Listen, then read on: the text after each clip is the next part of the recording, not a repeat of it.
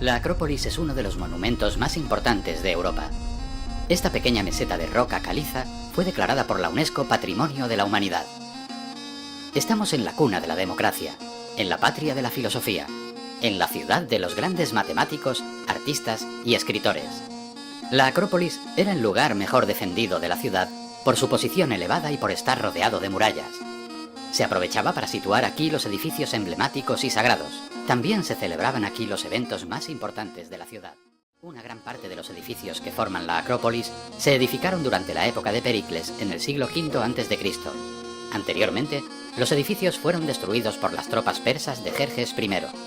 El Partenón fue construido sobre los restos de otro templo anterior, como pasó con otros edificios religiosos y civiles que estaban repartidos por toda la montaña.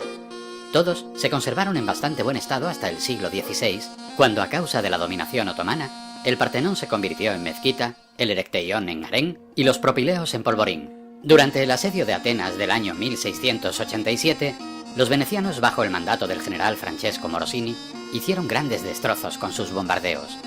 Un golpe de mortero destruyó en parte el Partenón, ya que los musulmanes lo utilizaban también como polvorín, derrumbándose el techo del templo.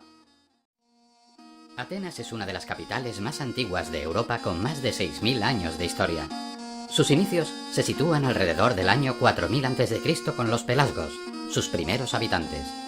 Después llegaron los helenos, que encumbraron a la ciudad. En la Atenas prehistórica, la historia se mezcla con la mitología, dando lugar a mitos y leyendas. Los dioses Poseidón y Atenea, en su intento de competir por el dominio de la ciudad, deciden ofrecer cada uno un regalo a sus habitantes. El dios ofrece el agua y la diosa el olivo. Los habitantes escogen el regalo de Atenea, tomando desde entonces el nombre de atenienses. El comercio y la artesanía hicieron florecer la ciudad hasta el punto que los atenienses fundaron colonias a lo largo del Mediterráneo. Entre el 508 y el 507 a.C., Clístenes estableció en Atenas las bases del régimen democrático y aseguró a los ciudadanos libertad, igualdad de derechos e igualdad ante las leyes. A principios del siglo V a.C., durante las invasiones persas, los atenienses ganaron un merecido prestigio como defensores de la Hélade. Bajo el mandato de Pericles, Atenas llegó a su máximo apogeo. La ciudad de Atenas se convierte en la cuna de la filosofía y la retórica, consolidándose como centro cultural del mundo antiguo. Atenas experimenta una progresiva decadencia política, aunque se mantiene como centro cultural del mundo antiguo hasta el 529 de nuestra era, cuando un edicto del emperador Justiniano pone fin a las escuelas filosóficas de Atenas y obliga a todos los atenienses y griegos a convertirse al cristianismo en un plazo de 3 meses. Atenas, al igual que toda Grecia, permaneció bajo la dominación romana.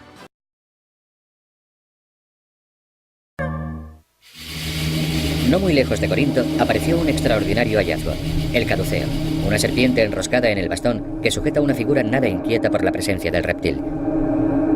La sierpe no es un mero capricho del artista. Los arqueólogos saben perfectamente que en el arte antiguo todas las imágenes tienen un significado concreto. De hecho, el personaje es Asclepio, Esculapio para los romanos, el dios de la medicina para ambos pueblos. Aún hoy en día, el caduceo es el símbolo universal de las farmacias y los hospitales.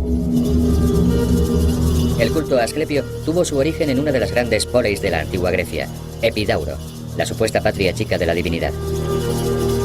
El santuario de su ciudad natal era un lugar de sanación donde incluso estaba prohibido morir. Las excavaciones realizadas en el lugar donde se desenterró la estatua de Asclepio han revelado la existencia de este singular edificio circular, una zolos.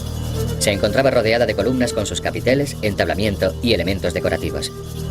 La Periégesis de Grecia, la Guía de Grecia, escrita por Pausanias en el siglo II de nuestra era, recomienda encarecidamente visitar la zolos de mármol blanco. En su interior se hallaba la misteriosa y sagrada cela, tan solo accesible para los sacerdotes.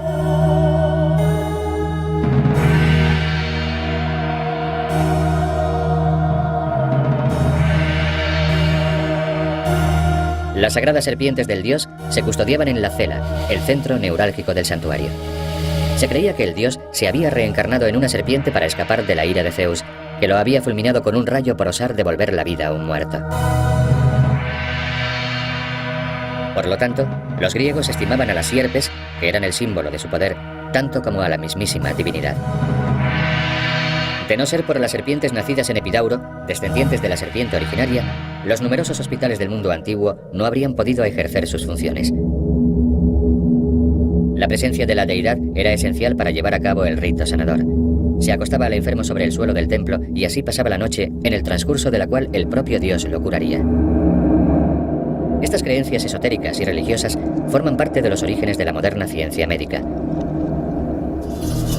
De todos modos, un buen galeno de la antigüedad no se conformaría con ese ritual. Intervendría empleando medios más humanos. Los arqueólogos han desenterrado extraordinarios instrumentos quirúrgicos en Epidauro. Así quedó patente que, además de la magia, quizá los griegos fueran el primer pueblo que se sirvió de la cirugía. Desde luego, Epidauro constituía un sanatorio perfectamente organizado y plenamente equipado. Se trataba de una ciudad santuario donde el cuidado del cuerpo era un asunto prioritario. Eso se deduce de los baños termales, gimnasios y el estadio, donde se practicaban diversas modalidades deportivas.